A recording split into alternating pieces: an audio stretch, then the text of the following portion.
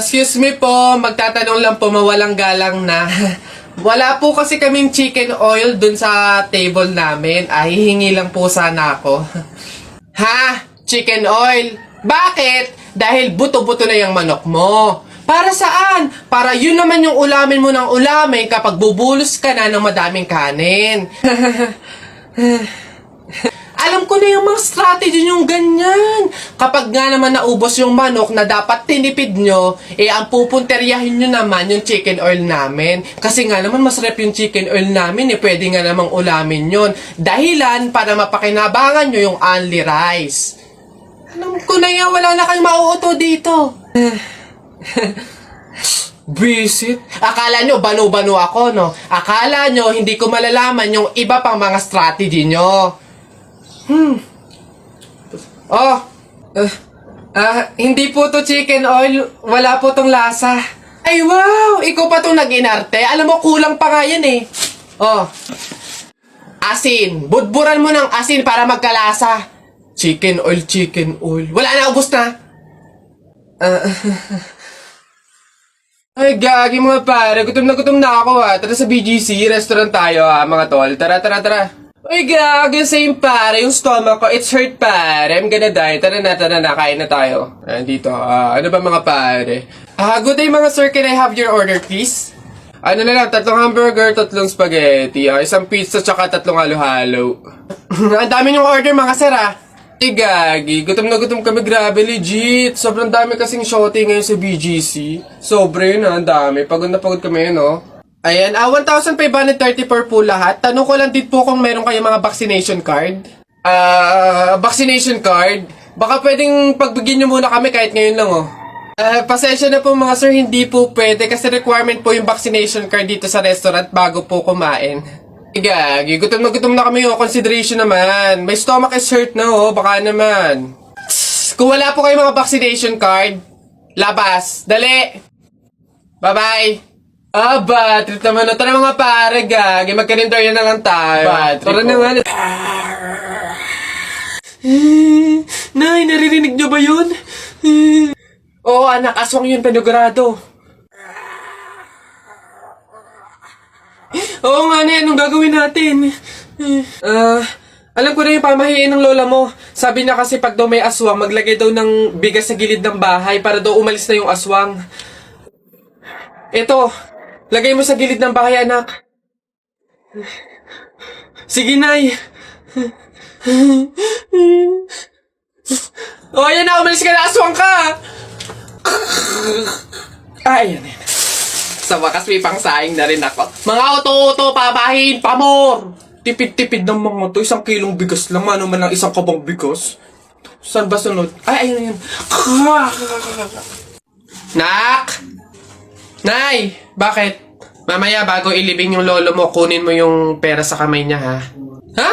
Grabe naman, bakit kukunin? Kasi pamahiin daw, swerte daw yung pera na yun. Dali. Ay, totoo, Nay? Sige. Lo, tabi-tabi lang po muna, ha? Kukunin ko lang po yung pera kasi sabi po, swerte daw po yun. Hoy! Anong swerte-swerte? Walang makikinabang na swerte ko hanggang sa huli kong hantungan. Dadaya ng mga to, swerte-swerte. Ako na nga tong namatay, aagawan nyo pa ako ng swerte. Makaranas man lang ako ng swerte sa langit, no? Akin yan! Swerte-swerte. Ayan na. Uy, Mare, nabilitaan mo na ba? Patay na doon si Kuya Tonyo. Ay, Kaya pagkatapos natin dito sa burol ni Kaplora, daan tayo doon sa burol ni Katonyo. Ay, ganun ba? Di bali na lang, Mare. Pamahiin kasi yun na bawal pumunta ng 2 burol sa isang gabi kasi daw may pamilya daw nila na mamamatay din.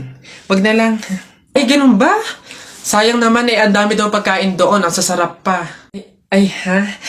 Alam mo, hindi naman totoo yung mga pamahiin na yan. Yung mga joke-joke lang yan ng mga matatanda. Alam mo, tara na doon. Mga nagpapautulan sa mga pamahiin na yan. Mas madami pa ng pagkain doon. Dito, puro biskwit lang. Babe. Babe, bakit? Alam mo ba, sabi ng lola ko, kaya daw tumatangkad yung mga lalaki kapag daw natulian na. Gaya mo, siguro kaya ka tumangkad simula lang nung natulian ka nung bata. Hindi naman siguro yung totoo, babe. Ha?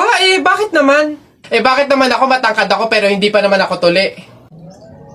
So hindi ka patuli? Oo, pero baka next week magpapatuli na rin ako kasi... Babe! Babe, teka lang, papatuli na talaga ako, wait lang! Ano ka ba? Hindi. Lola. Nay. Hello po. Hello po. Jowa ko nga pala. Ay, yan na pala ang jowa mo. Marunong kaya yung magluto.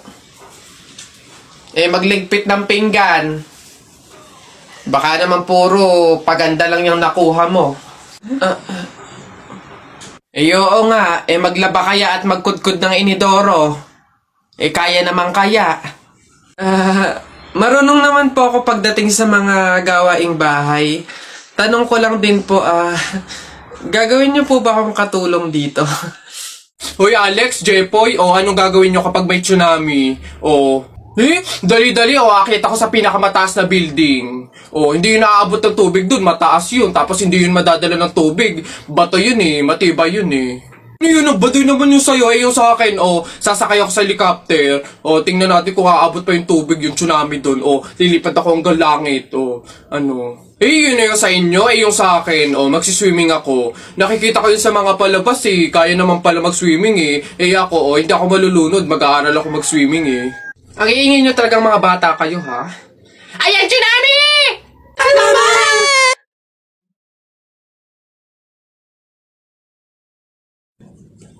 Hoy, princess! Bakit, Lilibet? Anong baon mo ngayon? For sure naman, maiinggit ka sa akin kasi ang baon ko for today, I have chocolate. I have 2 juice. 2 juice to akin lang lahat yan. Tapos, I have 2 Chucky. Sa'yo, anong baon mo? Ano ba yan? Yun na yun. So cheap naman. Halos puro inumin. Ako, ang dala ko for today. Meron ka bang biscuit? Soft drinks. Syempre, hindi mawawala yung apple. Tapos, meron din akong baon na pera. Meron ka bang ganyan? Ay, Bimbo! Anong pinabaon sa'yo ng inay mo ngayon? Teka lang, titigdan ko. Saging, tsaka suman. Bakit? Yung sa'yo? Saging, tsaka suman? Sarap nyo na. Ako, pinabaon sa akin ni inay ngayon. Ano ba? Buko! Ano? Bulok naman ata yan Anong bulok? Hindi kaya sabi ng inay, kakapitas lang daw nito nung nakaraang taon sige na, basta sabay na tayo kumain, magbigayan tayo sige, tara!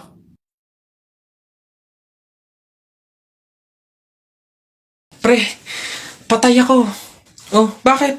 Bagsak ako sa lahat ng exam. As in, lahat ng subject bagsak ako. Paano nangyari yun? Ginawa mo ba yung sinabi kong pamahiin sa'yo na kapag may exam, maglagay ka ng libro sa ilalim ng unan bago matulog? Yun nga ginawa ko naman yung sinabi mong pamahiin Kaso, ewan ko ba't hindi gumana? Yun naman pala nakalimutan mo pa rin yung review mo? Ay, kailangan ba mag-review? Ay, nako naman. Naglalagay ng libro sa ilalim ng unan bago matulog kapag may exam para hindi makalimutan yung ni-review. Kaya pala hindi gumana. Akala ko maglalagay ng libro sa ilalim ng unan bago matulog para para magkasagot yung exam. Yung pala kailangan mag-review. Ay, Bona ka.